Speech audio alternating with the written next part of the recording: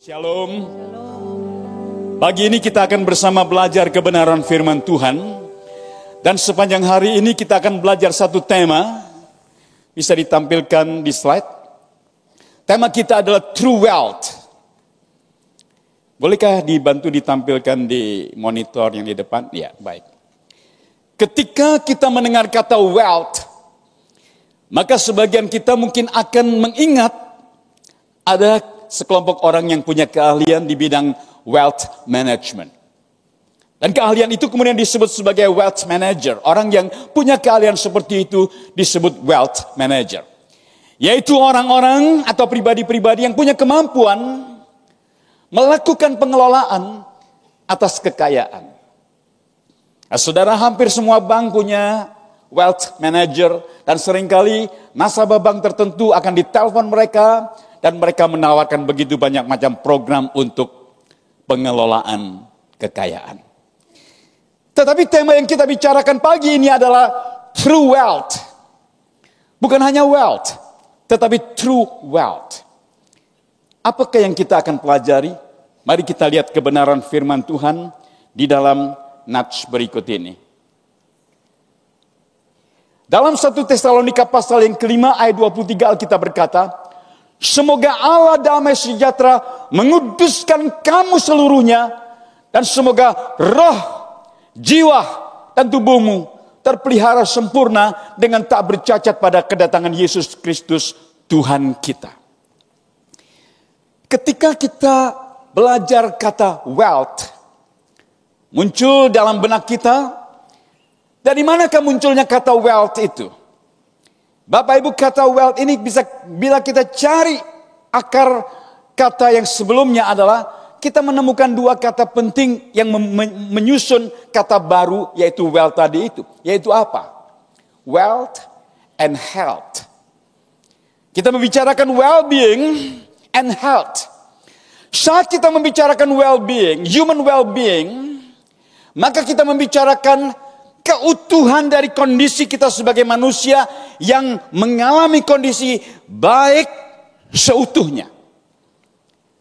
Ditambahkan dengan kata health, maka kita memiliki pengertian yang lebih lengkap di situ. Kita mengalami kondisi baik seutuhnya, kita mengalami kondisi sehat seutuhnya. Dan dari nats yang kita baca, kita mengerti bahwa ketika kita bicara manusia, manusia itu dinyatakan dalam Alkitab memiliki 3 dimensi dalam kehidupannya. Roh, jiwa, dan tubuh. Dalam komunitas orang percaya seperti kita miliki, gereja Tuhan, kita semua yang ada dalam ruangan ini, seringkali kita memperhatikan hanya dari satu aspek saja. Kita adalah pribadi-pribadi yang sangat fokus dan memberikan perhatian kepada dimensi roh kita. Saat kita bicara true wealth, dimensi roh itu merupakan dimensi yang paling penting. Dan Alkitab mengatakan, dan kita sudah mengalaminya, bahwa ketika kita mengalami perjumpaan pribadi dengan Kristus, kita mengalami pembaharuan di dalam roh kita. Bahkan kita memiliki posisi yang baru di hadapan Tuhan. Posisi baru kita dinyatakan di dalam Alkitab secara jelas adalah, saudara dan saya adalah pewaris kerajaan surga. Artinya saudara, kita memiliki wealth, eternal wealth. Kekayaan, kemakmuran sampai pada kekekalan. Dan itu dinyatakan dengan sangat jelas di dalam Alkitab. Tetapi hari ini saudara, kaki kita masih menginjak bumi. Kita masih beraktivitas di tempat yang bernama bumi ini. Maka ketika kita masih berjalan di muka bumi ini, ada 2 dimensi penting dalam kehidupan kita yang kita tidak boleh mengabaikannya. 2 dimensi yang lain yang harus kita perhatikan adalah seperti Alkitab nyatakan, ada dimensi jiwa dan ada dimensi fisik atau tubuh kita. Pemahaman yang kita barusan baca dari Tesalonika ini akan kita pahami lebih utuh lagi ketika kita mempelajari bagaimana Tuhan Yesus itu ketika berjalan di muka bumi, kehidupannya pun memiliki dimensi-dimensi sebagaimana tadi kita bicarakan. Bahkan penjelasannya lebih detail lagi seperti kita lihat di dalam nats berikut ini. Lukas pasal yang kedua ayat yang ke-52 berkata, Yesus makin bertambah besar. Waktu Alkitab menyatakan Yesus makin bertambah besar, Alkitab ini sedang menguraikan bahwa Allah ketika berjalan di muka bumi di dalam diri Tuhan Yesus pribadi kedua Allah Tritunggal, Dia memiliki dimensi tubuh. Sebagaimana juga saudara dan saya pun memiliki dimensi tubuh. Lalu yang kedua Alkitab mengatakan apa? Bertambah bijaksana. Ini dimensi mental. Dimensi psikologis. Di mana orang bertambah hikmat. Lalu dikatakan apa? Semakin dikasih Allah dan disukai oleh manusia. Dikasih Allah adalah membicarakan dimensi roh. Dimensi rohani. Di mana memiliki hubungan pribadi dengan Allah pencipta langit dan bumi. Dan ketika dikatakan dikasih atau disukai oleh manusia, maka di sini berbicara tentang bagaimana ini berelasi secara sosial.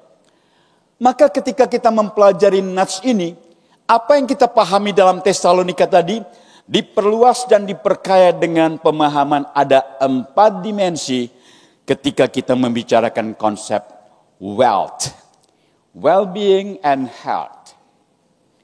Bapak Ibu, pagi ini sepanjang hari ini saya akan menguraikan topik ini. Dan saya tidak akan membicarakan dimensi spiritual, karena saya yakin Bapak Ibu sudah sering mempelajarinya. Bagaimana kita memiliki spiritual wealth, kekayaan rohani, yang disimpan bagi kita sampai pada kekekalan. Yang kita miliki oleh karena anugerah yang Tuhan berikan atas dasar kematian Kristus di atas kayu salib. Maka sepanjang hari ini saya akan menguraikan 3 dimensi. Dimensi fisik, lalu dimensi mental nanti dalam ibadah kedua, dan dimensi sosial nanti pada ibadah yang ketiga. Saya mengharapkan Bapak Ibu bisa mengikuti pembelajaran ini secara lengkap, sesi pertama, sesi kedua, dan sesi ketiga. Karena itu saya mengundang saudara nanti juga hadir dalam ibadah kedua dan ibadah ketiga. Ya, kalau misalnya berhalangan masih ada kesempatan mungkin mempelajarinya dalam rekaman ibadah kita sepanjang hari ini. Nah, ketika kita bicara dimensi fisik, soal tubuh ini, Alkitab mengajarkan begitu banyak hal untuk kita pahami sebagai orang percaya, sebagai orang-orang yang diciptakan, ditempatkan di muka bumi, untuk melakukan berbagai macam aktivitas dan melakukan hal-hal yang mempermuliakan nama Tuhan dan menjadi berkat bagi banyak orang. Saat bicara dimensi fisik, keberadaan kita di muka bumi dibatasi oleh yang Tuhan berikan kepada kita di dalam masa hidup yang Allah berikan kepada kita. Alkitab berkata, masa hidup kami 70 tahun, dan jika kami kuat 80 tahun, dan kebanggaannya adalah kesukaran dan penderitaan, sebab berlalunya buru-buru dan kami melayang lenyap. Saya akan coba mengajak kita mengerti kalimat ini. Waktu Alkitab bicara 70 tahun, 80 tahun, muncul pertanyaan, apakah 70 tahun, 80 tahun itu adalah batas pasti usia manusia? Maka kita segera mengerti jawabannya. Mazmur 90, ini Mazmur yang ditulis oleh Musa. Bukan oleh Daud, tapi oleh Musa. Musa yang menuliskan Mazmur 90 ini, dicatat di dalam Alkitab, umurnya mencapai 120 tahun. Jadi apa maknanya ketika dituliskan 70 tahun atau 80 tahun?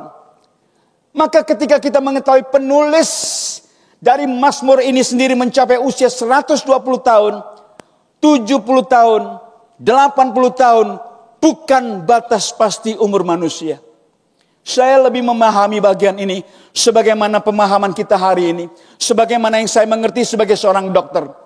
70 tahun, 80 tahun yang tercatat dalam ayat ini membicarakan life expectancy pada waktu itu. Umur harapan hidup. Secara statistik pada zaman itu orang berumur 70 tahun, kalau kuat 80 tahun. Lalu bagaimana kita pada masa sekarang? Berapa life expectancy kita? Dalam konteks kita di Indonesia, life expectancy kita sudah sangat baik dibandingkan beberapa puluh tahun yang lalu. Life expectancy kita di Indonesia saat ini adalah 72 tahun. Secara statistik, rata-rata umur orang di Indonesia mencapai 72 tahun. Jadi kalau ada orang yang meninggal di bawah 72 tahun, maka di Indonesia dia mendapatkan kategori mati muda. Ya, mengalami premature death. Kalau dia meninggal dunia di atas 72 tahun, dia sudah exceptional dalam konteks statistik di Indonesia. Itu dulu yang kita pahami soal 70 tahun, 80 tahun. Nah, yang menarik dalam ayat ini dikatakan apa? Kalau kamu kuat, ternyata umur harapan hidupnya bukan 70 tahun. Kalau kuat, 80 tahun dalam konteks zaman itu. Saya waktu membaca ini, saya kemudian mengkorelasikan ini dengan berbagai macam riset medis tentang umur harapan hidup, tentang longevity. Saya pikir mungkin dalam ruangan ini ada begitu banyak dokter, tentu gembala kita adalah juga dokter. Ya. Saudara, ternyata di dalam berbagai macam penelitian medis terbukti, ya, saat kita bicara longevity, ketika kita bicara usia lanjut yang kemudian tetap sehat dan produktif, itu ada kaitannya dengan kekuatan tubuh. Kekuatan fisik kita. Itu punya pengaruh. Dari waktu ke waktu ketika usia bertambah, kekuatan fisik kita menjadi lemah. Lalu muncul pemahaman di masyarakat umum, ya memanglah kalau kita sudah tua ya pasti tidak sekuat dulu. Iya benar. Tapi masalahnya adalah, benarkah kalau kita semakin bertambah usia kita itu pasti kekuatannya tidak bisa dipertahankan? Secara statistik usia bertambah, kekuatan menjadi turun. Pertanyaannya, apakah tidak ada cara ketika usia kita itu bertambah, kekuatan kita tetap bisa dipertahankan? Kalau kita membaca Alkitab, rupanya ada cara untuk melakukan itu. Terbukti ada orang yang mencapai usia maksimal dan kekuatannya belum hilang. Siapa itu? Musa contohnya. Musa yang menuliskan Mazmur 90 dicatat di dalam Alkitab ketika dia mati umurnya 120 tahun. Dan Alkitab mencatat apa? Matanya belum kabur. Gak kena katarak tuh. Jangankan katarak. Kacamata plus saja mungkin gak pakai dia. Ya. Saya seringkali orang bertanya kepada saya, Dokter Andi pakai kontak lens. Saya tanya, emangnya kenapa? Terus saya perhatikan Dokter Andi, lihat gadget aja, tulisan baca di gadget, nggak pernah pakai kacamata. Setelah banyak orang bertanya seperti itu, saya sendiri baru sadar, iya ya, saya kok nggak pakai kacamata ini. Saya bisa baca tulisan kecil-kecil. Padahal beberapa tahun yang lalu saya itu sudah plus. Tentu seumuran saya. Ya, saya berusia 59. Masih 59. Baru 59. Ya. Jadi kenapa saya katakan baru 59? Kan Alkitab bilang 70 tahun atau 80 tahun. Padahal ada yang kedua nanti 120 tahun. Iya ya, kok bisa baca sekecil-kecil ini tanpa kacamata? Lalu Musa dikatakan apa? Kekuatannya belum hilang. Coba saya mau tanya ya, nanti tes setelah ibadah ini selesai di rumah masing-masing. Yang usia 40 tahun ke atas, nanti tes di rumah. Siapa yang bisa memakai sepatu tanpa jongkok atau tanpa duduk tapi berdiri, kemudian melepas sepatu, melepas kaos kaki, atau sebaliknya berdiri, pasang kaos kaki, pasang sepatu. Dengan berdiri. Nanti tes ya. Kalau saudara bisa pasang sepatu ya sambil berdiri, pasang kaos kakinya, lalu pasang sepatu apalagi yang bertali, kalau bisa memenuhi kriteria. Kalau kuat 80 tahun. Ya. Kalau enggak kuat, hati-hati. Ya, hati-hati. Pertanyaannya adalah apakah kekuatan ini bisa dipertahankan? Nanti kita akan bicarakan di poin berikutnya. Lalu kembali kepada Mazmur 90 tadi. Ayat itu seringkali dipersepsikan sebagai satu ayat yang aduh susah banget gitu kan. Kenapa? Karena di sini dikatakan kebanggaannya adalah kesukaran dan penderitaan. Masa sih hidup itu bangganya cuma sukar dan penderitaan? Jadi ketika baca ayat ini, aduh susah banget ya hidup di muka bumi. Udah waktunya berlalu dengan cepat. Isinya cuma apa? Kesukaran, penderitaan, bangganya cuma sukar dan derita. Saya baca ulang-ulang ayat ini.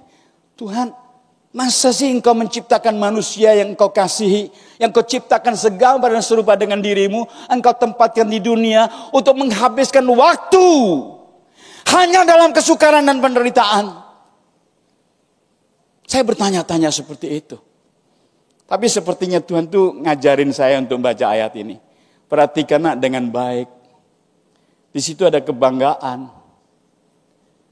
Saya protes lagi, iya Tuhan, apa bangganya? Kau bangga dengan penderitaan, kau bangga dengan kesukaran. Tapi ketika ada percakapan seperti itu dalam hati saya dengan Tuhan. Begitu cara saya belajar firman Tuhan, saya selalu bertanya, Tuhan saya nggak ngerti ayat ini. Aneh, nggak masuk akal. Tapi Tuhan itu kasih pemahaman yang sangat sederhana. Kita sebagai manusia, ketika kita kemudian mengalami masa-masa sukar, dan masa-masa sukar itu berakhir dengan kemenangan, bukankah itu sesuatu yang membanggakan? Saya seringkali melihat interview orang-orang muda yang berhasil dalam hidupnya, dalam semua aspek.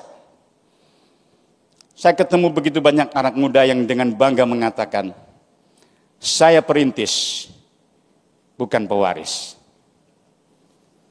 Apa ini maksudnya? Cukup banyak generasi Z yang bangga dengan kalimat itu. Aku perintis, bukan pewaris. Rupanya kalimat itu menceritakan adalah bagaimana ada orang-orang muda dari keluarga-keluarga yang kurang beruntung. Hidup susah pada masa kecil. Sekolah susah, makan susah. Tapi oleh karena pertolongan Tuhan dia keluar dari semuanya itu dan menjadi pribadi-pribadi yang berhasil. Maka kesukaran, penderitaan yang dialaminya pada masa lalu sekarang ini menjadi sebuah kebanggaan.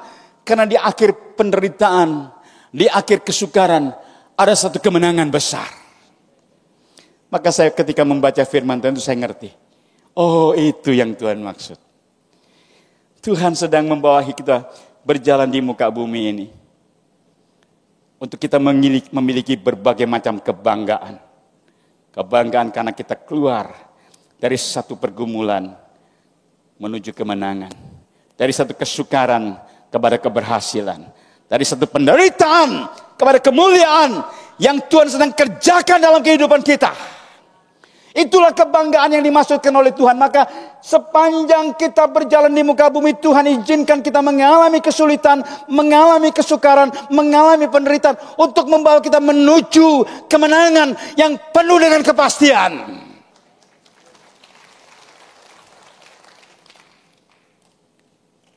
Catatan Alkitab tentang umur manusia bukan hanya ada di Mazmur 90. Ada yang berikutnya. Firman Tuhan, rohku tidak akan selama-lamanya tinggal di dalam manusia. Karena manusia itu adalah daging tetapi umurnya akan 120 tahun saja. Saya hampir setiap hari membaca scientific journal. Diuntungkan oleh zaman. Kenapa saya katakan diuntungkan oleh zaman? Karena sekarang saya bisa membaca jurnal-jurnal yang sangat bagus, medical scientific journal yang sangat bagus. Hanya dalam hitungan detik setelah itu dipublish. Nongol di inbox saya. Setiap hari saya dibanjiri seperti itu, tinggal saya pilih saja mana yang memang saya interest untuk membacanya. Longevity adalah area yang saya interest.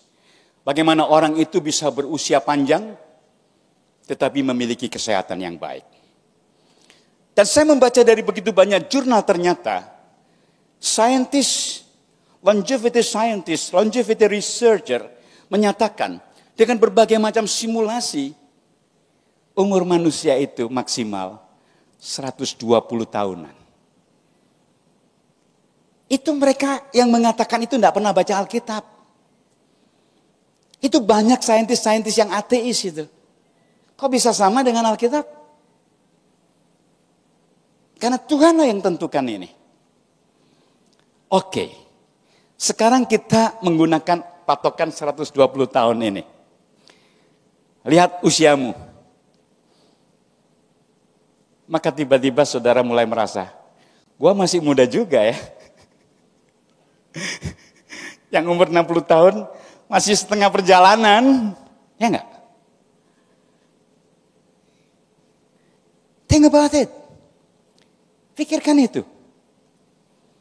Kita selama ini terperangkap dalam sebuah paradigma. Ya udahlah, kalau 60 tahun mah udah lanjut usia. Usia di mana kita menikmati begitu banyak diskon. Diskon manula. Kalau di Jawa umur 60 tahun itu patut dirayakan. Kenapa? Naik kereta api dapat diskon khusus. Harga manula. Ya. Tapi ketika baca Alkitab, 60 tahun. Masih separuh perjalanan.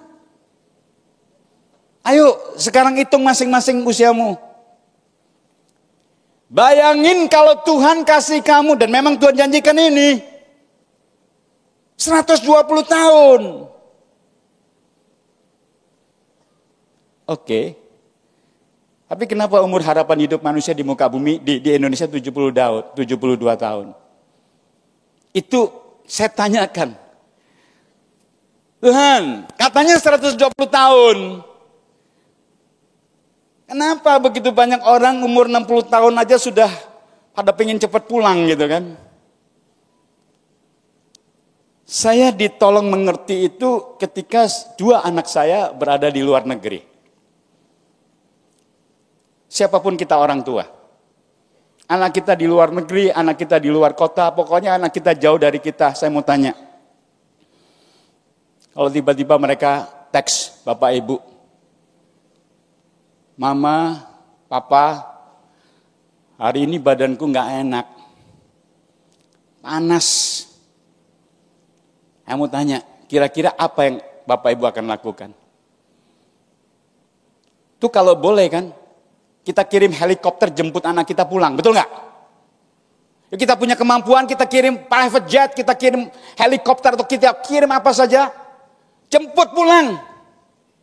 Pulang nak, di rumah papa mama akan urusin kamu. Anak-anak kita yang lagi ngekos gitu kan.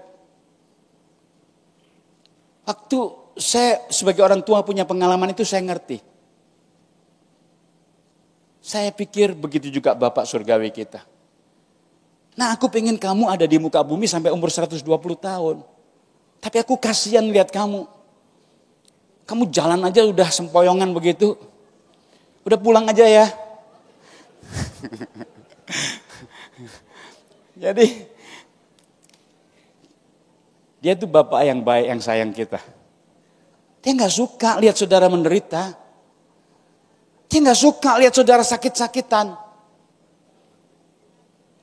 Tapi kalau dia sehat, kalau saudara sehat, kuat, Bapak di surga tenang. Ya udah gak apa-apa, lanjut nak. Ya kan? Saya harap ini mengubah paradigma kita. Kalau kita bicara konsep longevity, ada 2 term yang muncul kita akan saya bagikan supaya kita sedikit memahami. Ada yang disebut dengan life span, masa hidup.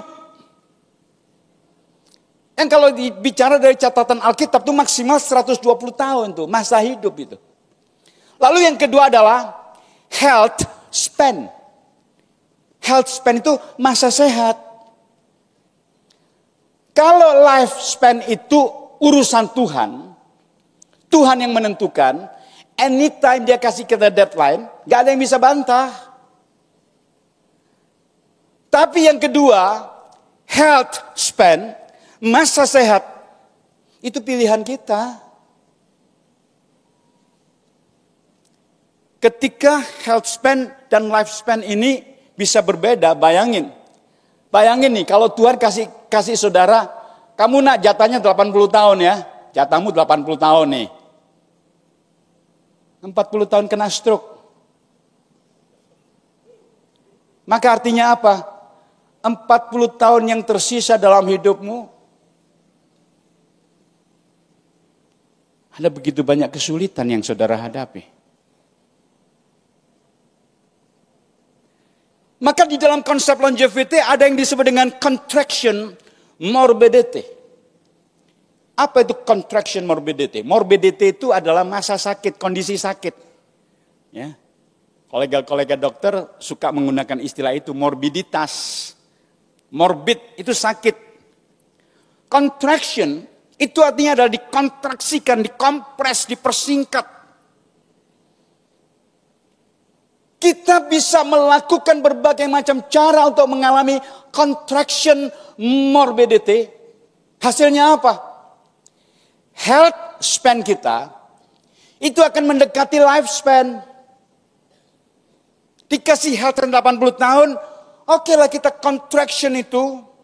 Kalau contractionnya maksimal, masa sakitnya dikompres maksimal, bisa sampai pada titik health span kita sama dengan lifespan kita. Bayangin kita bisa ngalamin seperti Musa tuh. Pada waktu mati, matanya belum kabur, kekuatannya belum hilang. Lalu kenapa mati? Ya Bapak di surga kangen sama anaknya loh. Iya enggak? Pulang nak. Papa kangen sama kamu. Ya udah pulang. Enggak apa-apa, pulang aja gitu kan. Nah, contraction morbidity ini apakah ada dalam catatan epidemiologis, apa dalam catatan statistik kesehatan dunia? Ada.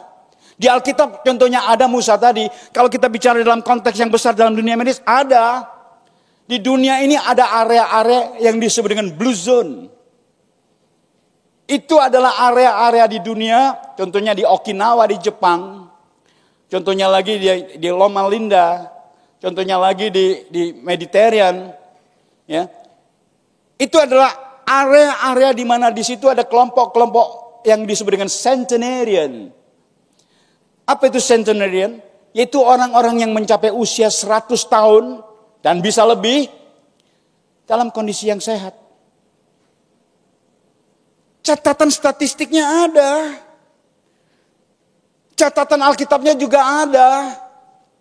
Maka artinya adalah ini merupakan sesuatu yang bisa dipelajari dan dialami. Maka ketika kita bicara true wealth, saya meyakini true wealth itu harus memperhatikan sesuatu yang sangat berarti, yang sangat penting bagi kita, yaitu kesehatan tubuh kita. Dan kesehatan ini bisa dirawat, bisa dikelola dengan baik, bisa di-rejuvenation, bisa di-reverse. Penyakit-penyakit itu bisa di-reverse, bisa diputar balik menjadi kondisi yang bagus. Risetnya menyatakan situasi seperti itu. Kita akan belajar lagi yang lain. Ya. Waktunya berlalu dengan sangat cepat. Ya. Ketika kita bicara health problem, itu kalau kita lihat dari berbagai macam penelitian, unsur atau akar masalahnya itu 3 saja ini. Kondisi genetik, kondisi metabolik, kondisi penyakit infeksi. Kita bisa mengalami gangguan kesehatan itu karena masalah genetik, masalah metabolik, masalah infeksius, penyakit infeksi. Dan ini kalau kita pelajari di Alkitab Perjanjian Lama, kita tahu ini tuh terjadi adalah akibat manusia jatuh dalam dosa. Manusia diciptakan, ditempatkan dalam Taman Eden untuk hidup kekal. Bukan untuk mengalami kematian. Lalu kenapa manusia bisa mengalami kematian? Dosa. Maka ketika manusia mengalami akibat dosa itu, titik akhirnya jelas manusia mengalami kematian. Lalu apa yang menyebabkan dia bisa sampai di titik itu? Berbagai macam hal bisa muncul terjadi, yaitu faktor genetik, faktor metabolik, faktor infeksius. Pertanyaannya, apakah 3 hal ini tidak bisa kita atasi? Berita baiknya, bisa di-manage dengan baik. Maka semua penyakit, hampir semua penyakit, tidak semuanya saat ini.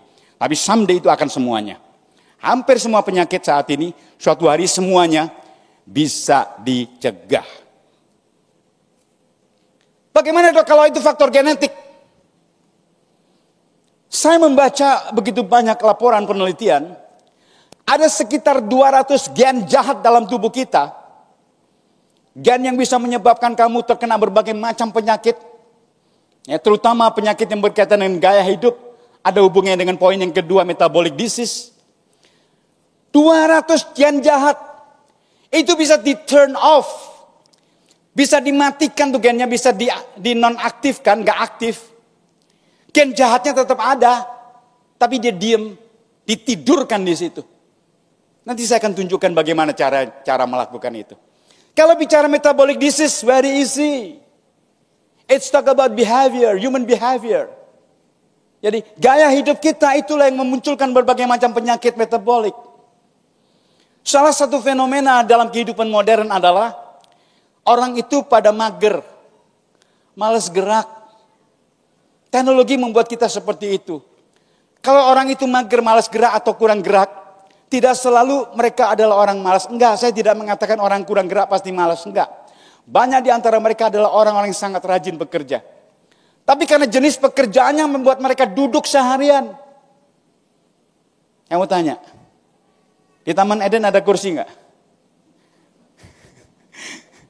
Hah? Di Taman Eden ada kursi? Enggak ada kan? Jadi waktu di Taman Eden, Adam dan Hawa ngobrol bagaimana posisinya kira-kira? Hah? Nggak ada kursi. Ini saya kasih tahu ya, kemungkinan waktu mereka ngobrol, mereka melakukan yang seperti ini. Ya, ini namanya squat. Nanti tes di rumah ya. Posisi seperti ini, nggak usah lama-lama, pakai stopwatch. 45 detik. Nggak perlu sampai 1 menit, 45 detik. Yang bisa bertahan 45 detik, ya memenuhi sedikit kriteria untuk sampai lanjut 80 tahun. Yang kurang hati-hati. Ya. Jadi ngobrol-ngobrol begini sambil squat ini. Nah, tetapi kemajuan zaman membuat apa? Mulai ada kursi. Kita mulai nyaman. Ketika duduk di kursi, otot hamstring saudara, otot quad saudara, quadriceps saudara, mulai tidak digunakan dengan baik. Glute saudara, pantat saudara mulai ikut lemah. Lama-lama apa? Ketika otot-otot itu lemah, saudara sangat mudah mengalami cedera di lutut saudara. Saudara sangat mudah mengalami cedera di ankle saudara. Sendi pergelangan kaki. Karena kelemahan otot itu. Tapi kemudian seringkali orang mengatakan, ya memang seperti inilah orang lanjut usia. No, tidak.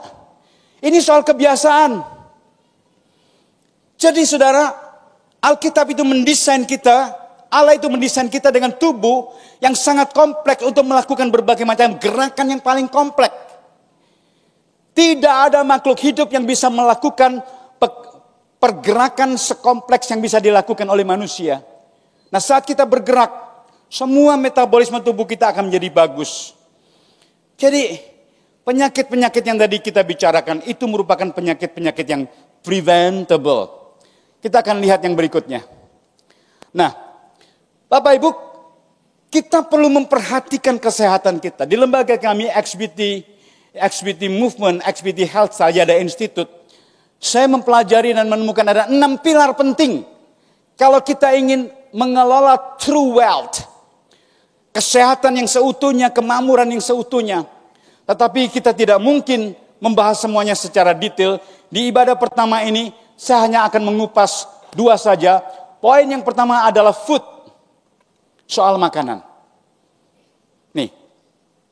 Jadi ketika kita bicara makanan, ini loh yang Alkitab kasih tahu kita. Berfirmanlah Allah, lihatlah, aku memberikan kepadamu segala yang berkaki, silakan dimakan. Tidak, ya kan?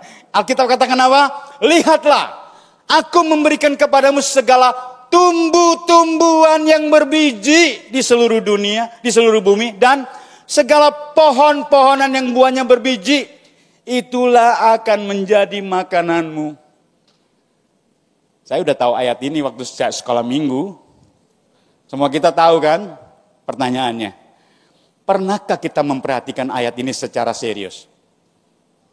Saya tidak tahu saudara, tapi saya tahu siapa saya. Saya nggak pernah nganggap ayat ini serius. Iya sih Tuhan, memang ada ayat ini, tapi pork belly kan masih enak. Ya enggak? Pork belly itu samcan. Ya. Perutnya babi itu loh. Enak banget tuh. Zamannya Covid, saya bisa loh bikin pork belly crispy. Yang mau belajar saya ajarin nanti. Bikin workshop, bikin pork belly crispy. Oh, saya bisa. Ya. Saya selalu menyebut diri saya omnivore, pemakan segalanya. Saya nggak pernah nolak orang-orang yang sajikan makanan kepada saya. Saya bisa makan segala-galanya. Saya menyebut diri saya omnivore. Sampai kemudian pada bulan Juni tahun lalu, barusan nih, Juni tahun lalu, saya itu iseng. Ngelihat ada promo pemeriksaan medis namanya CT Calcium Score. Kalau ada dokter, kolega kardiologis itu mainan mereka tuh. Ya, CT Calcium Score itu untuk memeriksa timbunan kalsium di pembuluh darah koroner. Kenapa saya ikut periksa itu? Alasannya sederhana. Ada promo. Jadi bayarnya 30% aja, murah banget gitu kan. Waduh, asik nih. Ya, ada promo. Dan waktu saya periksa, saya sudah sangat pede tuh. Gua mah pasti baik-baik aja. Meskipun saya omnivore, pemakan segalanya, saya juga nggak pernah makan berlebihan. Nggak pernah makan berlebihan. Saya membatasi diri. Ya. Saya juga olahraga, jalan kaki. Ya. Saya menilai gaya hidup saya oke lah. Saya nggak pernah merokok, saya tidak mengkonsumsi hal-hal yang berbahaya. Oke lah. Maka saya lakukan pemeriksaan CT Calcium Score. Dan kemudian hasilnya sampai di saya. Dan waktu saya baca hasilnya, saya kaget. Shocking. Ternyata ada timbunan kalsium di pembuluh darah koroner saya. Skornya mencapai angka 431. Berapa skor normal? 0. Saya waktu periksa, oke lah kalau ada, dalam hati ini, kalau ada di bawah 100 lah gitu kan. Kecil lah saya, nggak akan sampai seperti itu.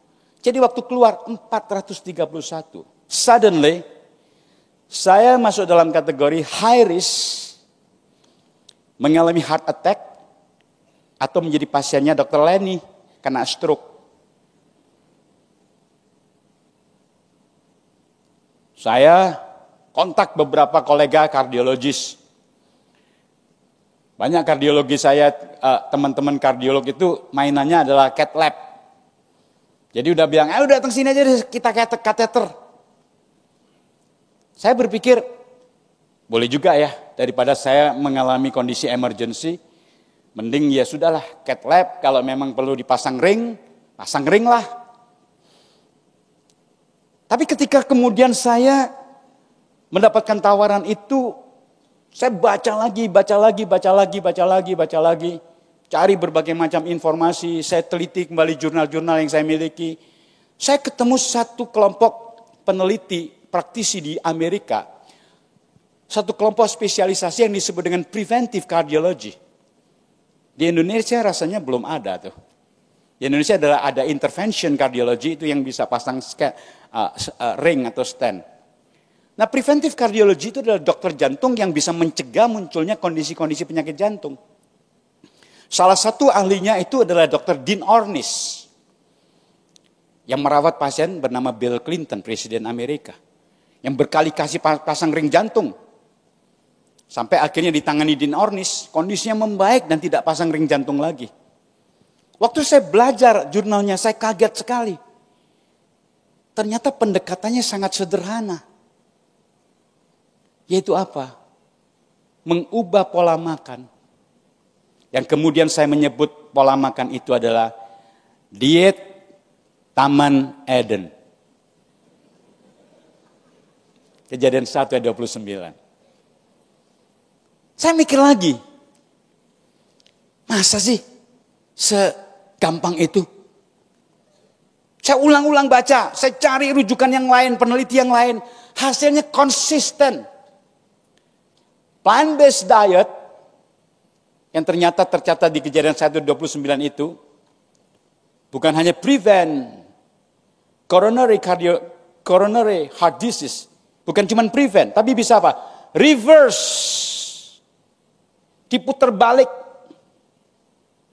Yang sudah kena bisa diperbaikin. Saya mikir lagi, ini yang ditawarkan bukan pil pahit, yang kalau saya minum saya akan nek atau muntah. Ini yang ditawarkan bukan produk yang jutaan. Saya cuma ditawarin untuk merubah pola makan. Saya coba. Saya merasa nothing tulus. Ya, saya tidak perlu mengeluarkan uang yang banyak. Maka saya coba apa? Ini. Itu makanan saya pagi hari dan malam hari, setiap hari di rumah yang disiapkan oleh Ibu Lea, istri saya. Itu adalah oatmeal ditambah kacang-kacangan, ada 5 jenis kacang didatangkan dari 5 penjuru benua. Enggak ya. 5 kacangnya ada di pasar, kacang tanah, kacang merah, kacang hijau, kacang kedelai, kacang tulo, direbus, taruh di toppingnya, ditambah buah-buahan tuh buah lokal semua tuh. Buah lokal semua. Ada kedondong, ada mangga, ada buah naga. Ya. Dilakukan, saya mulai berubah pola makan ini. Sekitar 3 bulan saya cek lagi.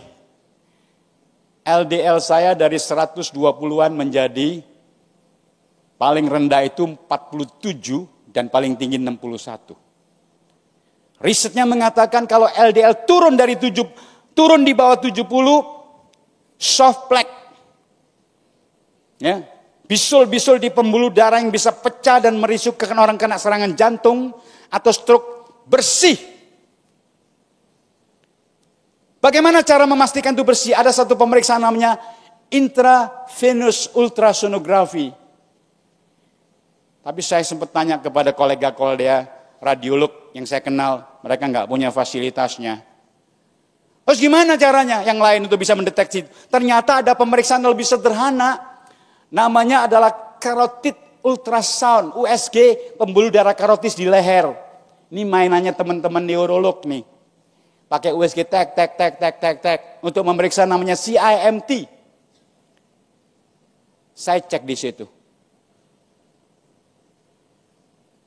Neurolog yang memeriksa saya mengatakan bersih, nggak ada aterosklerosis. Serius saya bilang gitu.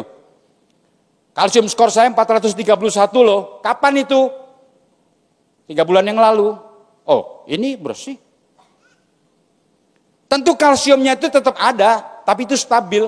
Tapi soft plaque itu adalah bisul-bisul pembuluh darah yang anytime bisa pecah, yang anytime itu bisa nyumbat, hilang.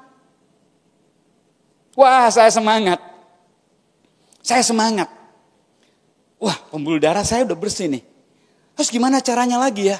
Supaya saya betul-betul mengalami reverse condition itu. Nah, di dalam bukunya Dean Ornish, ada yang kedua tuh. Exercise. Olahraga. Dean Ornish mengatakan, move more. Bergerak lebih jauh. Saya kemudian pengen tahu, apa nih urusannya gerak ini dengan pembuluh darah ini, dengan penyakit jantung koroner ini. Ternyata ketika kita melakukan aktivitas olahraga yang intensif, tubuh kita itu akan mengeluarkan sebuah zat namanya vascular endothelial growth factor. Zat ini akan menstimulasi dihasilkannya pembuluh darah baru.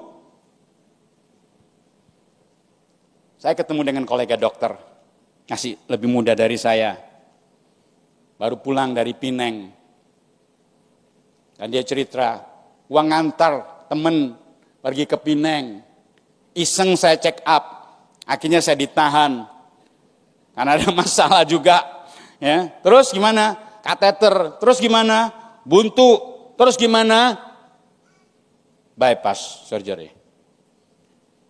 Tapi waktu dia cerita, sudah kejadian, sudah di bypass.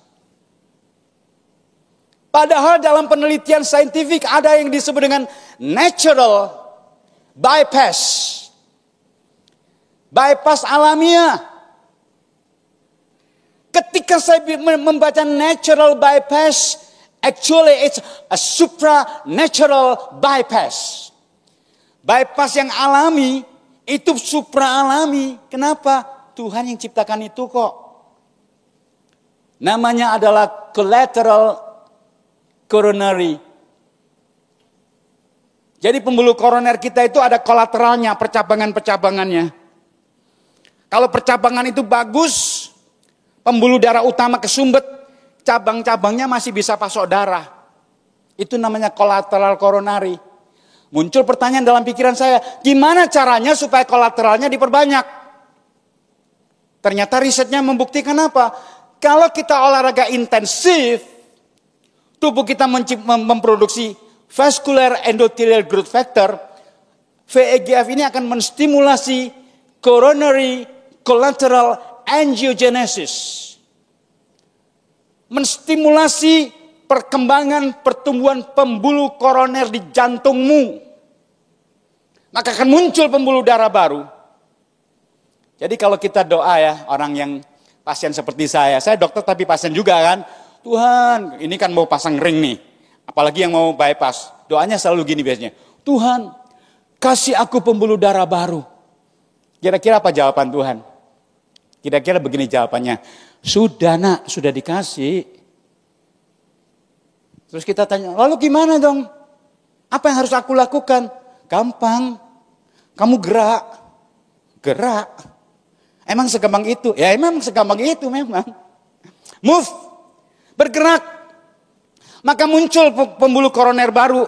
Dengan catatan ya, aterosklerosisnya, plak-plaknya sudah diberesin. LDA-nya udah diturunin, semuanya normal. Baru kita gerak. Dean Ornish punya pasien. Dia kasih tahu gini, Pak, jalan ya 10.000 langkah. Dok, boro-boro 10.000 langkah. Saya 10 langkah aja. Udah sesek. Nyeri di dada. Dean Ornish menjawab dengan tenang. Oke, gak apa-apa. Jalan 10 langkah, kalau terasa nyeri di dada berhenti ya.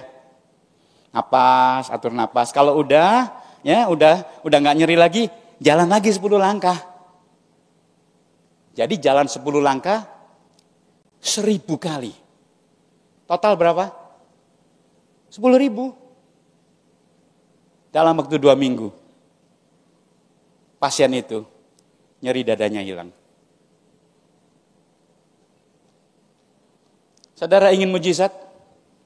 Kesembuhan? Ada mujizat dalam tubuhmu. Tubuh yang telah ditebus oleh darah Kristus. Lakukan bagianmu. Move more. Bergerak. Lebih banyak lagi. Jangan mager. Jangan malas gerak. Maka ketika saya mengerti prinsip ini, ya, saya bisa menceritakan begitu banyak macam parameter, tapi itu hanya akan dimengerti oleh kolega-kolega dokter. Ketika saya melakukannya, apa yang terjadi? Nih. Half marathon finisher. Ya. Saya ceritakan ini bukan untuk membanggakan diri. Saya ceritakan ini sebagai satu bukti. Ketika kita mengikuti prinsip-prinsip yang diajarkan oleh firman Tuhan, kita bisa mengalami mujizat kesembuhan. Half marathon itu 21 kilo. Sekarang saya sudah 30 kilo. Saya bisa lari 30 kilo. Sambil bisa jawab handphone. Ambil lari. Karena saya lari di zona 2. Heartbeat saya dipertahankan dalam kondisi aerobik. Sekitar 125 beat per menit. Sekarang ini kalau saya duduk, denyut jantung saya akan turun. 1 menit hanya sekitar 55 kali. Karena pompa jantung saya sangat efektif. Ejection fraction-nya ketika di USG, di ekokardiografi oleh kolega kardiologis. Ejection fraction saya mencapai angka 84%. Move more. Kalau pembuluh darah kita baik, bukan cuma jantungmu yang akan diperbaiki. Otak saudara diperbaiki. Waktu kita olahraga dengan intensif, pembuluh darah otak kita akan memproduksi satu zat namanya BDNF, Brain Derived Neurotrophic Factor. Itu akan menstimulasi pembentukan sel-sel secara baru. Pernah kena stroke? Jangan diem, gerak. Ada pembaharuan di otakmu. Semua prinsip-prinsip yang tadi saya bicarakan, itu bukan hanya untuk penyakit jantung. Semua penyakit. Orang yang kurang gerak aliran darahnya menjadi tidak bagus. Ketika dia terkena kanker, kansernya akan cepat berkembang. Kenapa? Aliran darah yang terhambat akan merusak sistem imun sistem dalam tubuh kita. Tapi kalau kita move more, bahkan ada penelitian, aliran darah yang kuat waktu kita melakukan olahraga intensif itu bisa menghantam sel-sel kanker yang menyebar di darah, mati sel kankernya. Penyakit kanker, penyakit kardiovaskular, immune disease, semuanya bisa di-prevent dengan merubah pola makan. Seperti yang Alkitab anjurkan. Bapak Ibu, saya ingin mengakhiri apa yang saya bagikan pagi ini dengan firman Tuhan ini. Bagi saya, kenapa saya berlari half marathon dan kemudian akan persiapan mengikuti maraton? Karena saya mengimani apa yang kita harus lakukan seturut dengan firman Tuhan ini. Aku melupakan apa yang telah di belakangku dan mengarahkan diri kepada apa yang di hadapanku dan berlari-lari kepada tujuan untuk memperoleh hadiah, yaitu panggilan surgawi dari Allah dalam Kristus Yesus. Saudara ingin melakukan, menuntaskan tanggung jawab Allah yang Allah berikan kepada saudara? Saudara membutuhkan tubuh yang sehat dan kuat. Mereka yang ingin mengerjakan panggilan Tuhan harus merawat kesehatannya dengan baik. Amin. Mari kita berdoa.